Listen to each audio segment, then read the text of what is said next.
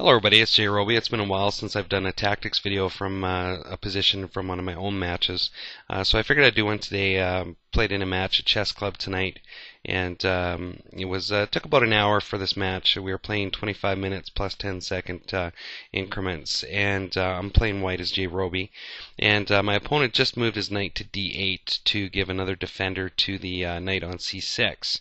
So if you want to pause the video here and see if you can find the best move for white, definitely go ahead and do so.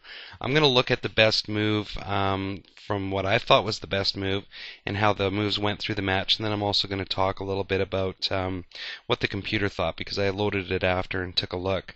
And from this position, the best that black can do really is lose one piece. So white's going to come ahead at least a piece in here.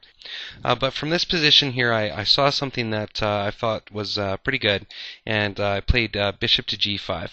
Now, bishop to g5 I felt was good at the time simply because I have a nice pin on the pawn here on f7.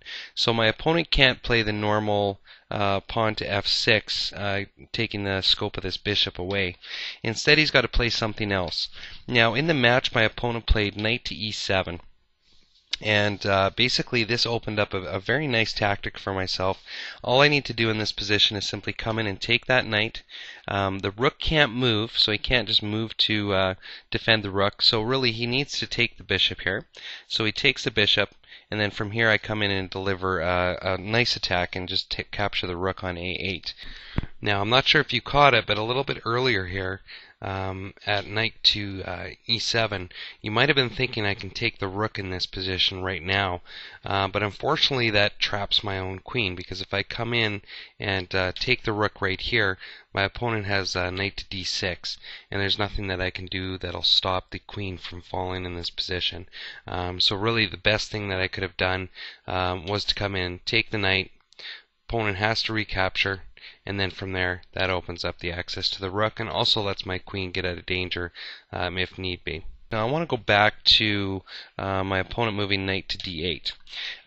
Now prior to moving the bishop move, actually let's go down the bishop move, and I'll show you a line that the computer came up with. So the computer came up with, in this position, playing rook to c8, so giving the queen another defender, still maintaining presence here for this knight. After which the computer had white move the rook to d1. Black plays a5, bishop takes knight, rook recaptures, queen takes knight, queen captures, and bishop captures. And from this position, black is simply down a piece. From the position that took place in the game, of course, which was here, my opponent was down, looks like 6 points of material. So the move that he played cost him quite a bit more, 2 full pieces. But either way, from this position here, after bishop to g5, there's no way that black can stop losing some material. So I thought that that was interesting. Now I want to go back to where I played queen to d5 just prior to my opponent moving to d8 with his knight. And I think in this position here my opponent could have maintained an equal position in the match by playing knight to e7 instead. And basically that's attacking my queen. It's kind of taken away the c6 square away from my queen as well.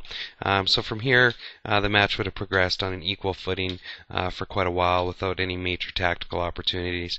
So I think that after I played queen to d5 and my opponent played to d8, even though he was adding another defender to c6, it opened up a world of opportunities for me positionally with bishop to g5.